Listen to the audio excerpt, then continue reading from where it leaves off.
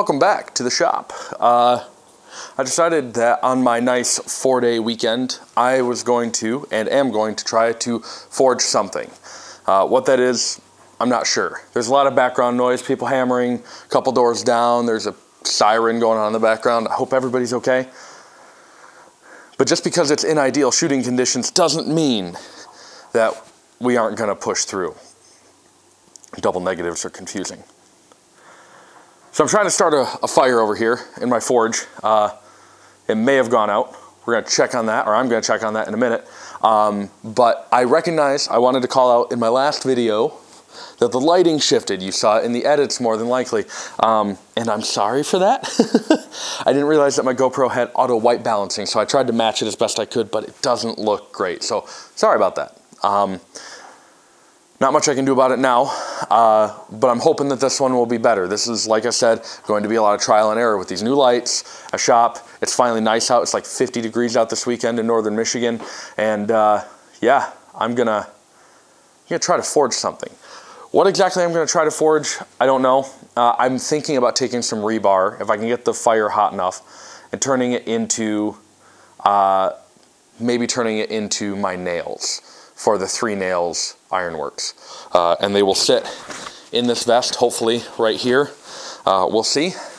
We'll see if it really has a problem with audio or something like that, but we're gonna try it. Darn it, we're gonna try it. So here's my intro to this video, and I'll probably set up some sort of time lapse moving forward, because starting a fire like this that gets warm enough and will work for what I need, it takes some time. So, and I'm no good at starting fires. I'm really garbage at starting fires. I was never in the Boy Scouts or anything like that. So we'll see how it goes. So you may have noticed, maybe not, that I've stuck a very large chunk of steel in that fire. Is this going to work? I don't know. Probably not. But I realized that as I was looking at what I wanted to make for my nails, I don't have a cutoff tool. I would like very much to try to make those nails by hand and cut them off using a blacksmith's cutoff tool, which goes in this hardy hole. The problem with this hardy hole is it's not 1 inch by 1 inch. It is not a typical hardy hole. It is quite a bit larger. I think it's 1 3/8, almost a full 1.5 inches, which is an awfully large hardy hole. It makes for a lot of work to try to make my own tools, but that's okay. That's kind of the whole point of this, right? Like, make your own tools, learn how to do it the hard way, and as you learn things, share them, right? That's what I want to do.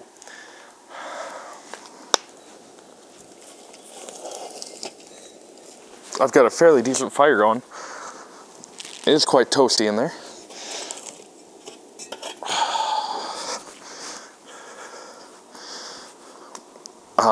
And I don't know that this will work. This metal may be way too large for this forge. In fact, I'm pretty sure it is. So I'm trying to figure out the best way to maneuver it and not kill my fire. Although, if I end up killing my fire, it's not the end of the world. I just need to go out and get more wood, which in my suburban life, it's not the easiest thing to find.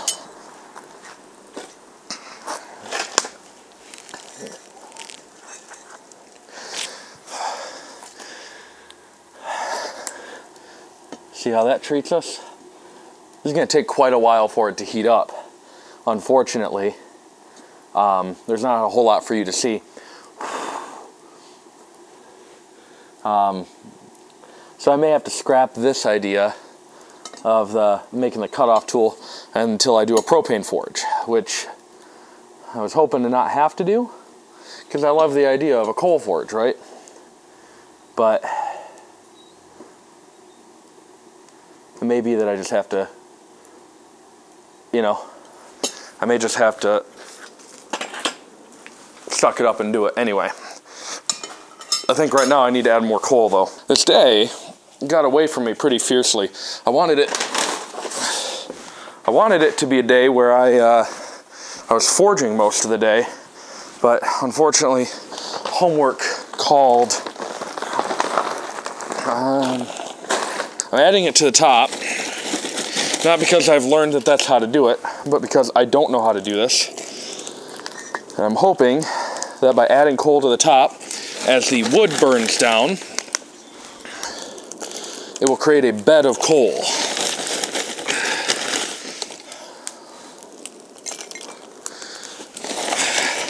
That's the hope anyway. Will that actually be what happens? Knowing me, probably not. But while I've got a solid fire going, I might as well add some of this here insulation, keep that fire going nice and hot. I don't want to kill my my airflow though. I just want to direct my airflow, I think. Again, I am no expert. I'm learning this as I'm teaching, or as I'm sharing. Now, ideally, that fire brick would be like the base or the house. Then I'd be putting coal or wood in there, starting the fire, and then burning coal in on top of the wood, and then adding wood, adding coal, adding wood, adding coal, I think. But we do have a pretty nice oven in there. You can't really see it that well, but we have a pretty nice oven that is heating up our steel. You may be thinking, Stephen, you spent a couple of episodes working on a blower for your forge, a pretty big blower, and I don't see that anywhere on the setup. You're right, you don't, because I haven't finished it yet. Because I just haven't. I'm debating how much more time I want to put into that, honestly, before I just give up and do the propane forge, because it's looking like I'm going to do that anyway. But I want to burn through all this coal. And I'm still not going to throw away this forge, because this is great for small things without having to burn through a ton of money, which propane is quite expensive, you know. I don't have a good way to haul propane tanks either. I don't have a truck or anything like that. So I got to talk to a buddy of mine who does have a truck who could help me haul it. And I hate being that guy, you know, because like you buy a truck and like the last thing you want to do is use it constantly for other people and not get to use it for yourself. And I'm sure he uses it quite a bit for himself, but like, man, I can just imagine buying a truck and having everybody come up to me, hey, can you help me move? Hey, can you help me move? Hey, can you help me move? Like that wouldn't be very nice.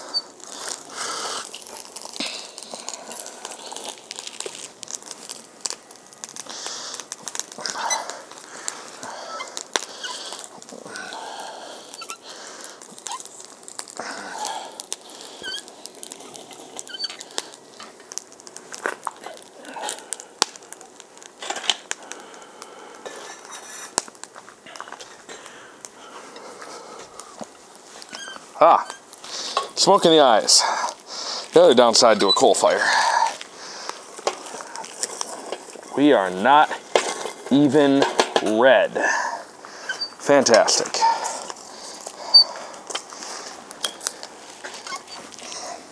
Is this video a bust? Probably. Well, that's part of the fun, right? That's part of the experience. I'm currently walking through my yard looking for more wood to bring in. And no, I don't know the real strong principles behind building a fire, unfortunately. I know that I'm not using the best wood. I know that I'm not using very large wood. But I'm using what I have on hand. It's all a learning experience, right? So this is opportunity for me to learn what works and what doesn't, you know? Learning how to start a fire versus learning how not to start a fire. And what it's really showing up as is how not to start a fire. I was mentioning, I do have that blower, but this is my smaller blower that I'm using. And it does a pretty decent job. I just am probably picking the wrong size of material for me to work with here. It is still pretty red in there, for the record. So what I think I'm gonna do is always have a backup plan. What are we gonna do? We're just gonna hit some metal. What am I gonna try to make? I don't know. I don't have any drifts or anything like that. What I can do is I can flatten out a piece of metal. I could take it to my drill press and then cut a hole in it and like maybe widen that out over time and try to turn that into a bottle opener. My very first bottle opener, but we'll see. Newsflash, folks, fire is hot.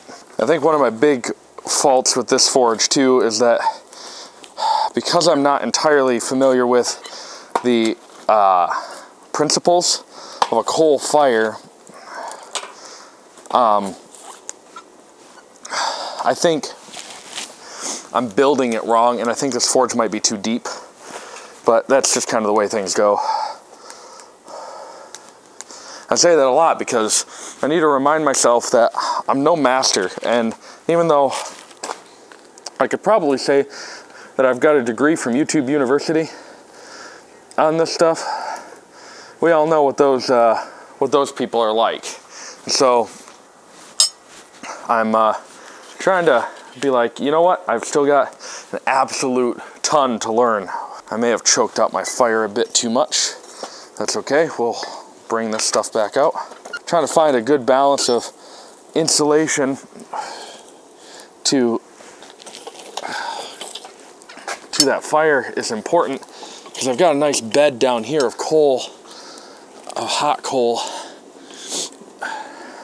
but I want to make sure that that bed gets toasty. I want to make sure that that bed rises up and gives us a real nice, you know, burning fire up top too, so that this wood dries out, because this stuff here that I'm using is fairly green. I want to make sure I'm drying that smoke or that wood out and eventually catching that so I can keep that fire going.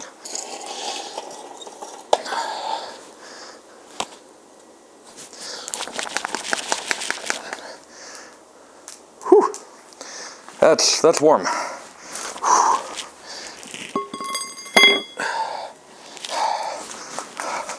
That's real warm. Okay, now that that piece of wood is out of there, or that piece of metal is out of there, we're getting some decent.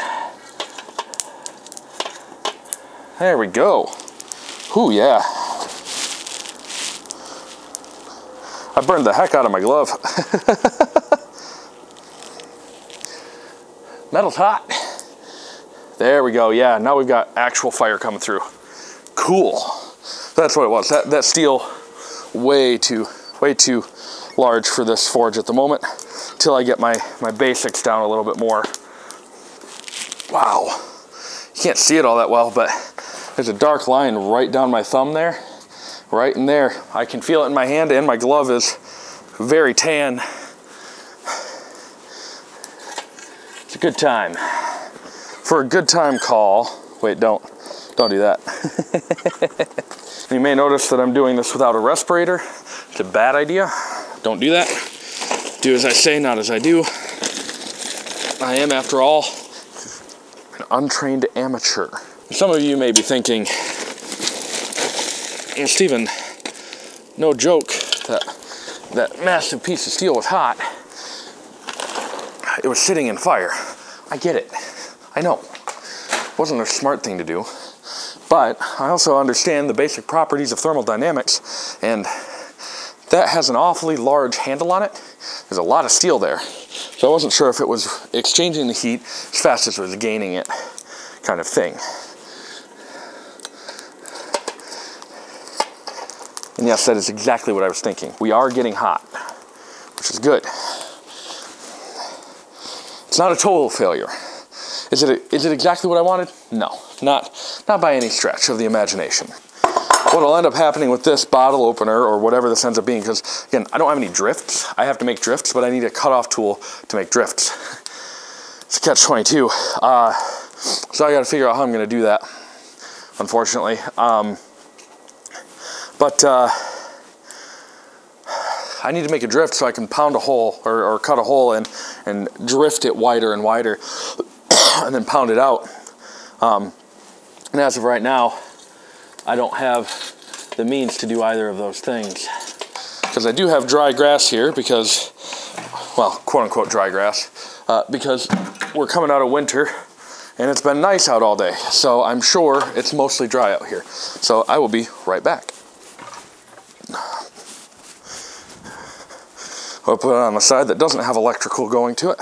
I apologize that this video has been a whole lot of nothing, but again, it's this learning experience, and I can't tell you how much I enjoy getting out here and doing this stuff and sharing it with you. My dad, for all the crap I can talk about him, and the number of mistakes that I've witnessed him make throughout our lives, the guy taught me an awful heck of a lot, and for better or worse, there's a lot of me and a lot of my creativity that comes from the inspiration that he was in my life. And I think there's something to be said for that, you know, like, just because somebody screwed up a great many times, trust me, doesn't mean that somebody wasn't valuable and didn't have some sort of importance in your life. And especially if it's a parent, you know, that man was a hot mess, psychologically speaking, but he gave me a lot in the realm of knowledge. And while it was never mastery of something or perfecting something, because he was very much a jack of all trades, he did tell me, or he did teach me what it meant to learn and what the value of learning is.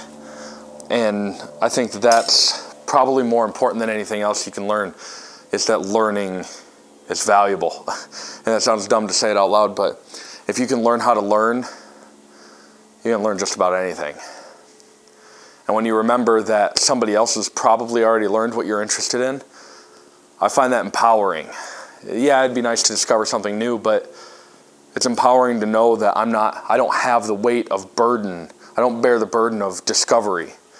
I bear the burden of carrying on a heritage of skills and capabilities and so on. I picked up the heritage of knowledge. I'm hoping I get to share it with you. All right, let's take a look, see how red we are. Oh, we're getting there. We're getting there real nice. So I'm actually gonna move my tongs, probably right here. If I'm being real with you, we're getting some real nice cherry red on there. It's going to move pretty quickly once it's on the steel. Once it's on the anvil, it's going to cool off very quickly. I worked with this metal a little bit earlier on when I first did a burn-in. I wanted to see how well it moved at a certain temperature or a certain color, and so that's what I did. So you may not be able to see my head, but you should be able to see the surface of my anvil here.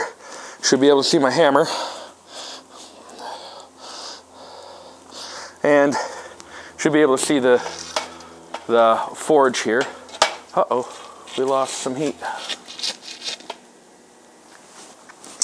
Lost some heat on it. So we're gonna get it nice and revved up, hopefully. And I'm not super worried about oxygenation on this. I'm not overly concerned about what that looks like. What I really want out of it is some rough shape. And I'm not looking for perfection. I'm looking for potential. You know, what can I do potentially better? Eventually, I'd like to make a shovel so I can move this stuff around way more easily, especially the smaller bits.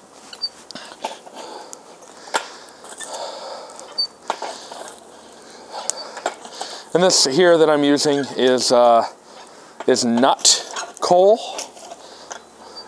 Laugh if you'd like, but it is larger coal, so it's a little bit harder to get started, but it retains the heat, I think, a little bit better.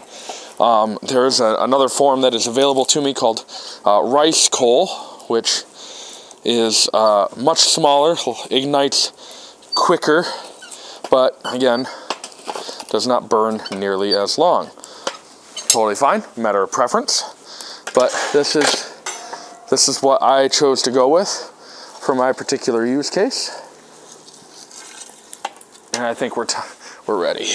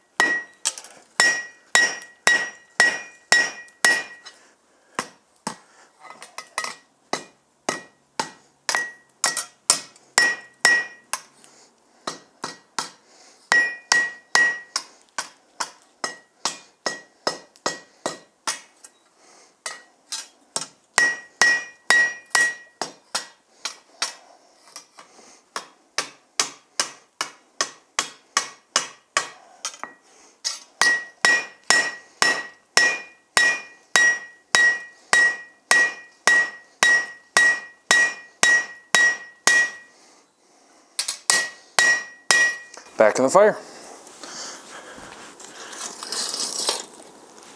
Ladies and gentlemen,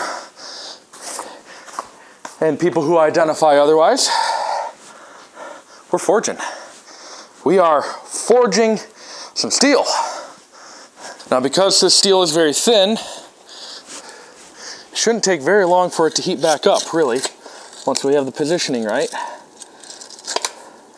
I started working on this, like I said, when the forge was burned in, and so I want to make sure that I am going through and properly shaping it. Again, roughly, but still properly. Now I actually feel like I know some of what I'm doing, you know? Is it good? Probably not. Is it beneficial to society? Probably not. Is it fun? Heck yeah. I'm not worried about oxidation, like I said before, so I'm not super concerned about having a bed of hot coal and then cooler coal on top or whatever, and then layering in between. I think that's how you're supposed to do it, maybe? I don't know. We're just learning. So, how's your week doing? How's it going? It's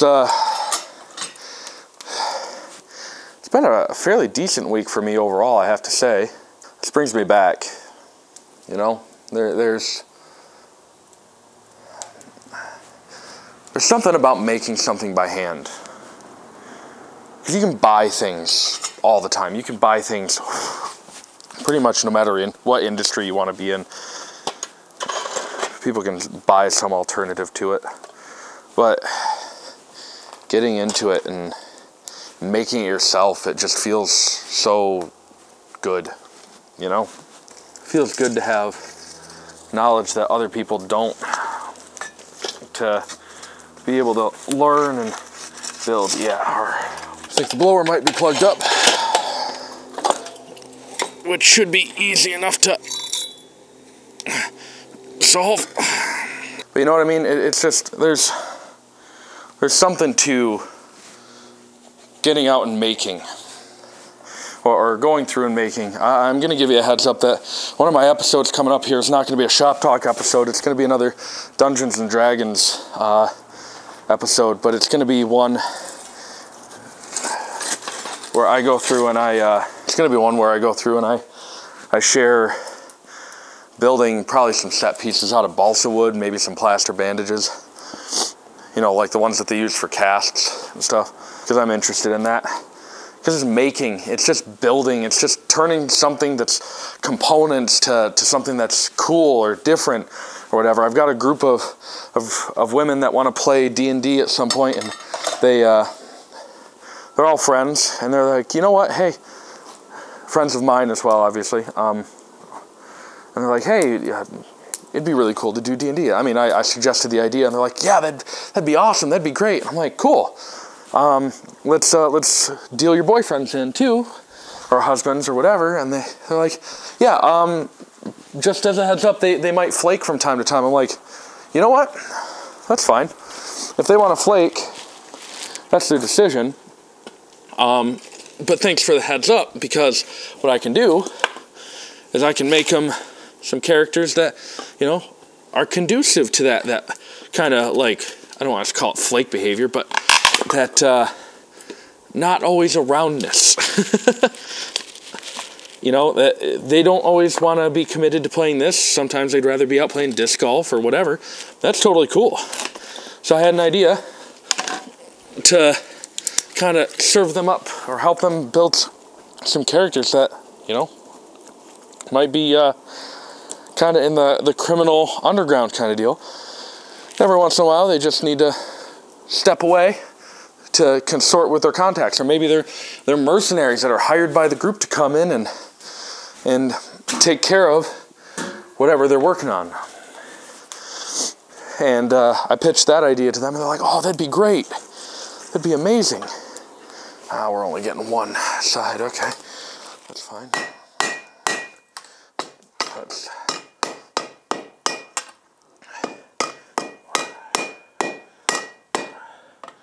shape that down a bit.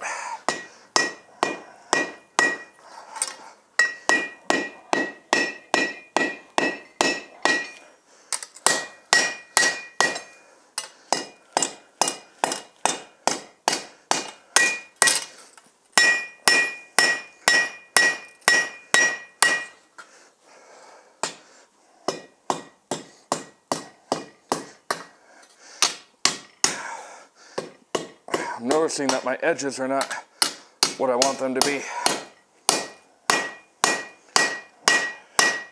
Or my corners, rather. I'm forging it relatively cold. You probably can't hear me. My corners are not what I want them to be. As you can see, more than likely right here.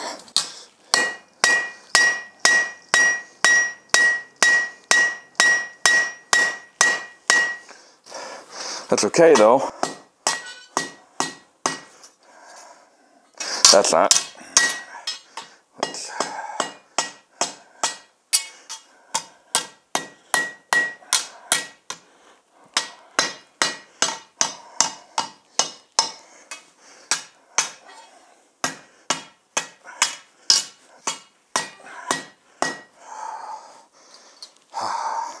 That's some work. Finger strength, baby.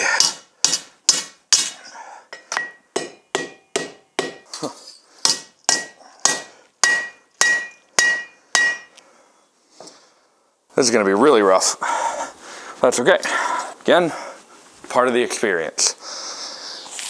I'm looking basically for this to look like a miniature shovel, essentially, and then we're going to poke a hole in it.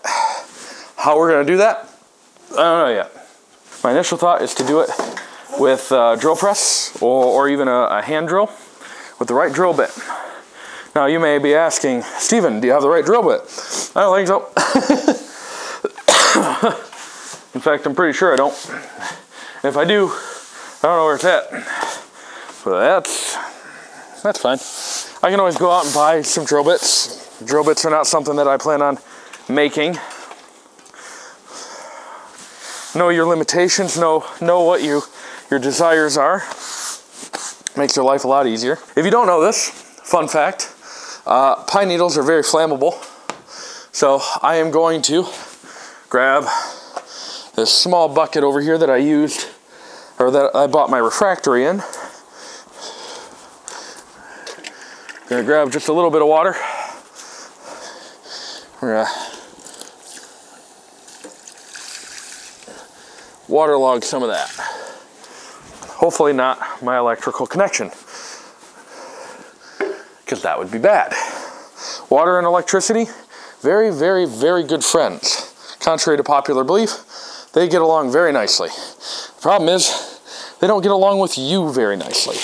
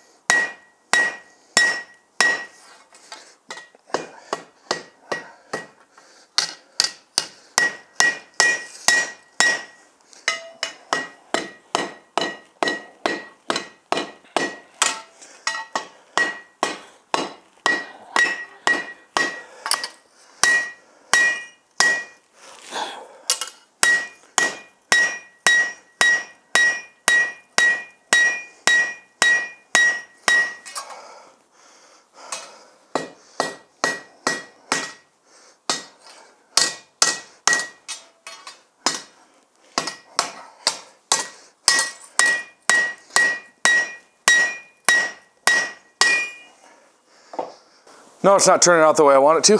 It looks like dog ears, because it is dog ears. Heck yeah, we actually got a good fire going. It feels good because I'm not usually good at making fires. It took me quite a while.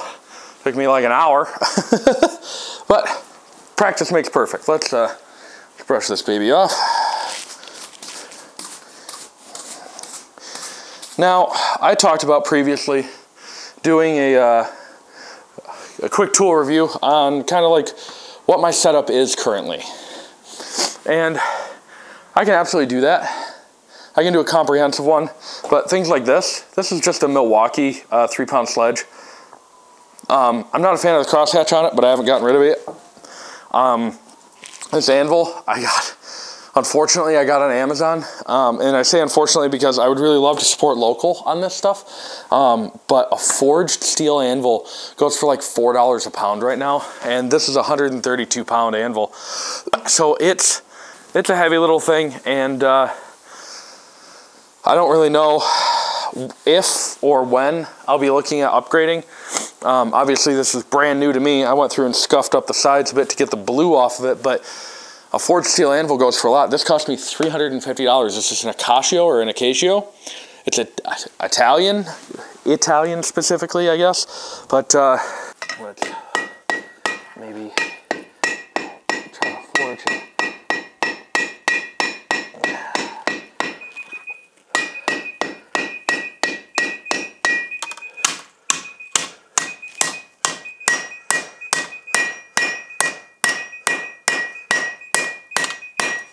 We are getting to pretty solid temperatures, which is really surprising to me, actually. Now that we've got a good coal going down here, this is actually moving along very nicely. I wish I could like really accurately show you. I should buy a dustpan for out here. I wish I could accurately show you some of this, but I don't have a battery out here for my camera. Maybe I'll be able to get some after shots, who knows.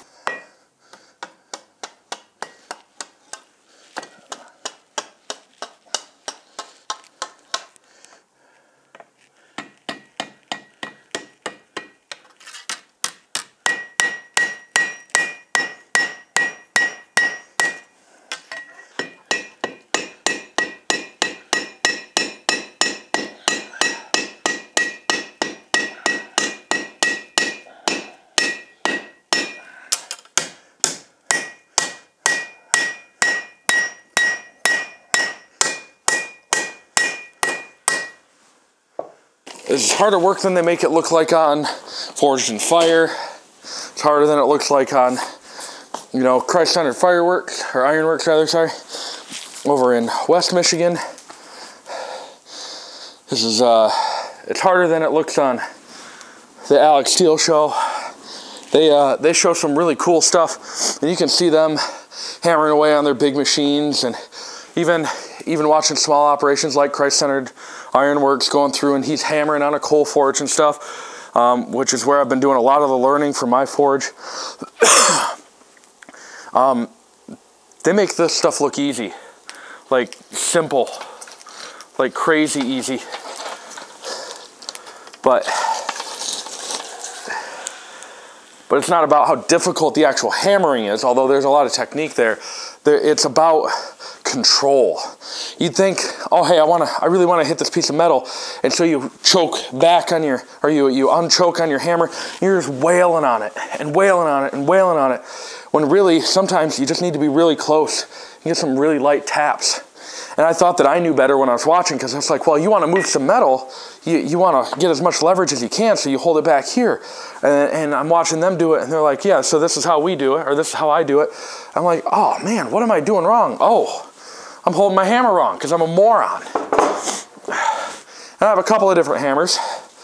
I've got that 3-pound, and I've got an old one. I don't even know. This might be a DeWalt maybe, but this was my dad's, and it's a cross peen. This is also a 3-pound. So we're gonna try this one out, because it doesn't hurt to try a little bit of different leverage.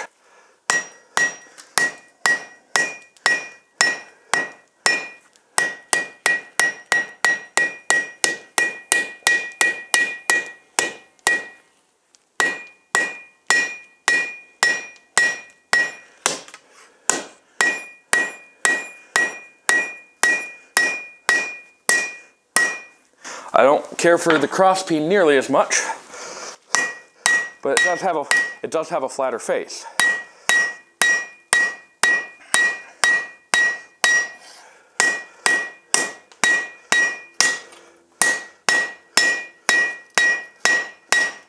There is going to be no pretty side to this thing.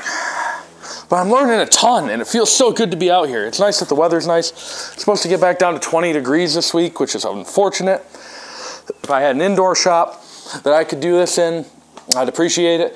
A lot more, I think, to be able to do this year round. But I don't have an indoor shop. That's not reasonable at this point. I mean, I have an indoor shop, obviously, but I don't have a shop where I have good enough ventilation to be able to do this kind of thing. So that's why I've got this garage door open. I've got this outside of the house. You know, I'm taking precautions. We're still pretty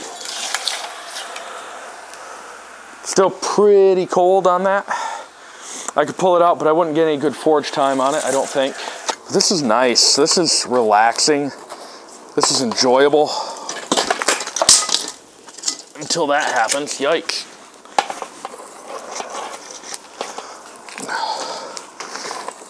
All right, time to add more wood. Now I can honestly say I'm not gonna be going much farther on video here.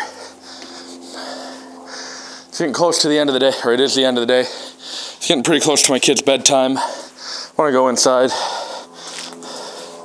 How'd that get all the way out here? That's a bit scary. Oh, I know when. I know how. It's when all that stuff flipped out.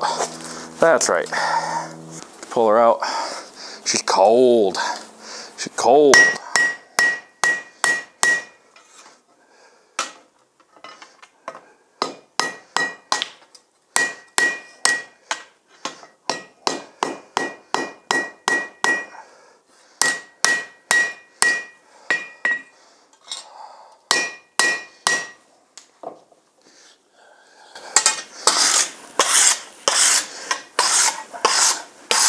There's a lot to learn here. And I have to say, I'm very thankful that I have an opportunity to do it. Very thankful that I have the technology, the home, the neighborhood, the family, the resources in general to be able to do something like this.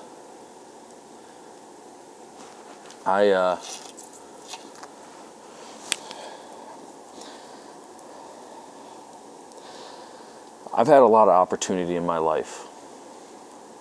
I haven't always been smart. I haven't always taken that opportunity. I haven't always followed through and done what I was supposed to with it. I've lived a very, very blessed life, and I haven't talked on the internet a whole lot about my faith, but it's an important part of my life. As I'm sure anybody who has a faith or an aspect of their lives that they invest a decent amount of time in would say, I think it's important that we recognize that.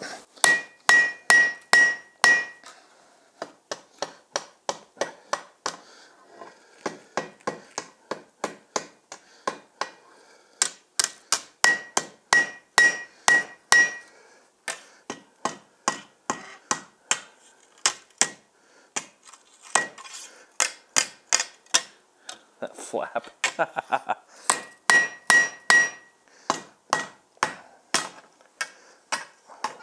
You know what? I've got an idea.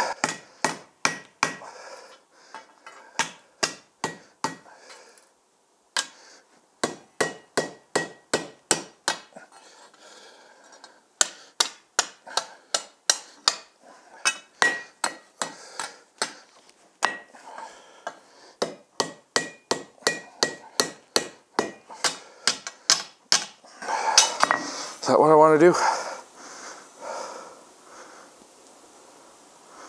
Is that what I want to do? Now's the time to nix it.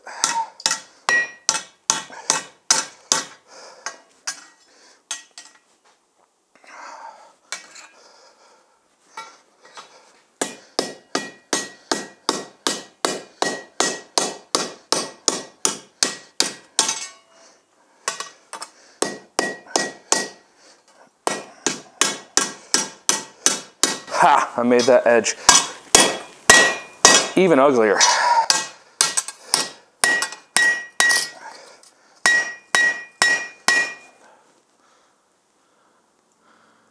I don't know how I'm gonna fix that.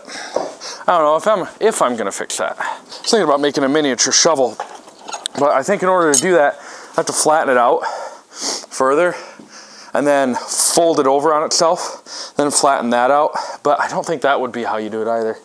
I think I just need larger stock for that. Regardless, this is pretty therapeutic. And I wasn't joking when I said I don't talk about my faith on the internet a lot. Not that I'm ashamed of it or anything like that. It's just, that's my life, you know? Everybody's got a different walk. Everybody believes or doesn't believe something different. Everybody's got an aspect of their lives that's them. And it doesn't have to be unique. That's the thing, like everybody's a blanket statement. There's so many people out there that think that they have to be so completely unique, that they have to be different, that they have to set trends, or that they need to have their own unique character thing, you know, characteristics and things like that. Here's the thing, you as a person, the amalgamate that is you, is already pretty unique. It's already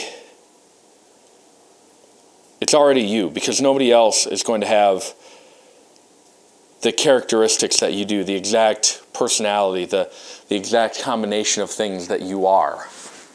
Nobody else is you. So it's not possible for you to not be unique. Now, what it is possible is for you to take what makes you unique and try to wipe it away, like the scale on an anvil. Because you're trying to fit this definition of what you think is cool or what you think is important or what you think is special. But I think it's important to recognize that there's more to being special than being unique. I think taking the skills that you've got, the life you've got,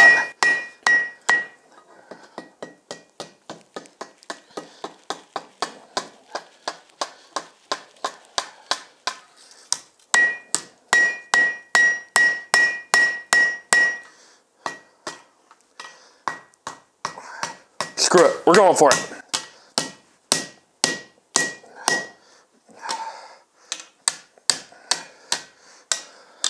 What am I doing? Screwing this thing up. Absolutely.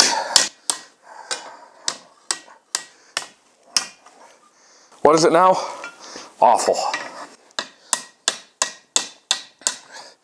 Is that what I wanted out of it? No, absolutely not.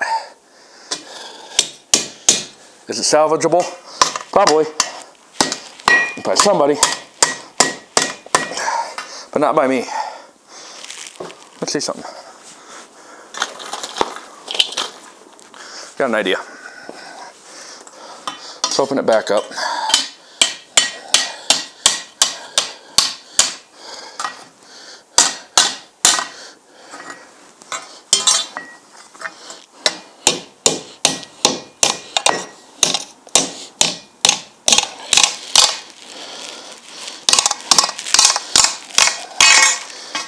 Let's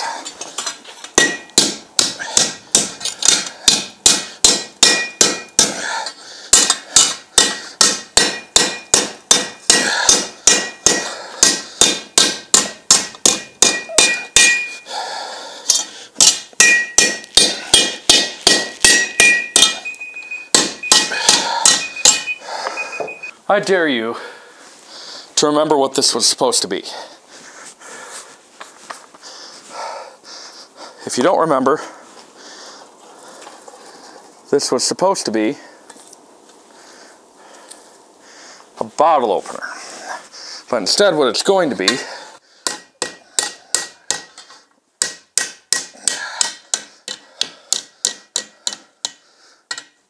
is a really bad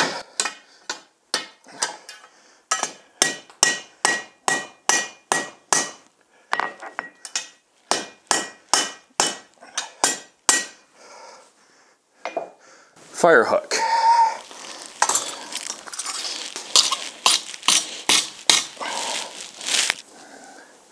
Is it?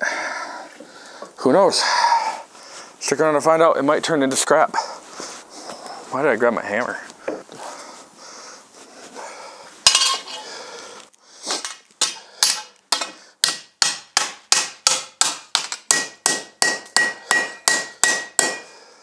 I think it's important to talk about what we've discovered today. There are a couple of successes that we've had, that I've had. Success number one. I got that fire yellow hot. Now, not the steel yellow hot, but I got this fire yellow hot. And what that means is that given some patience and some thought, I can get this thing really up and going. Today,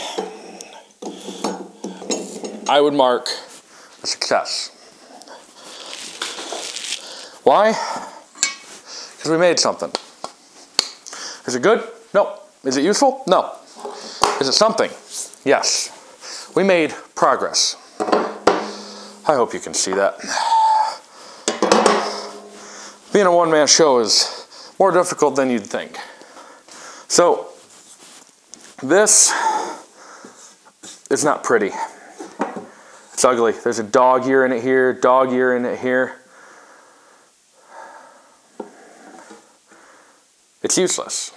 As of right now, it doesn't do anything. There's no purpose. There's all kinds of chips or bumps and dents in it. It's all kinds of ugly. But that's okay, because what we made here today is not an item for use. It's not something that I plan to put towards any kind of job or any kind of work. This is a byproduct of what I did today. Today, I lit a fire that lasted for 2.5 hours. Today, I lit a fire that got up to yellow hot inside the coals. My first true, full-fledged forging temperatures. And I beat the heck out of some metal with a couple of hammers. I rearranged with some tongs, and I made nothing. I made nothing but an excuse to get out and do this. This is something that I've been wanting to talk about for a while, and dang it, this is my show, this is my channel, so we're going to talk about it. I've had anxiety about doing this whole blacksmithing thing. I've thought about it, I've thought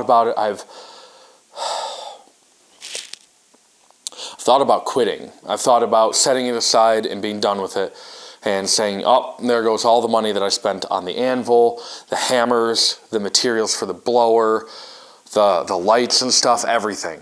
And it would be just another excuse of mine. I've quit a number of hobbies, or I've dropped a number of hobbies by the wayside because I've had anxiety about success and failure, about what do I do with this? What's the point of this? And one of the things that I fight with and have for my entire life, because I grew up in a poor family, is that a hobby has to render some sort of income. A hobby, let me say that again, a hobby has to render some sort of income. That's not a hobby. That's a business. And there's nothing wrong with that. But I have a problem where I think that my hobbies need to be quantified and justified by the money. This is a hobby that I've lost money on, 100%. And I'm not happy about that. But I'm learning to be okay with it, because I learned that I do enjoy this, that this is therapeutic, and I suck at it. I suck at it. But I want to do more, I think. So I'm going to do more. I'm going to learn how to do this, and I'm going to take you along with me. So, that said, your hobby doesn't need to return a profit.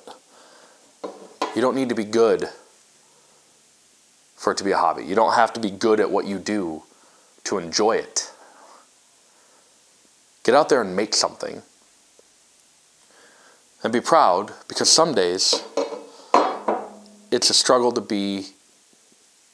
do anything, to get out of bed, to put on an apron, to start a fire, and to start hitting some hot metal.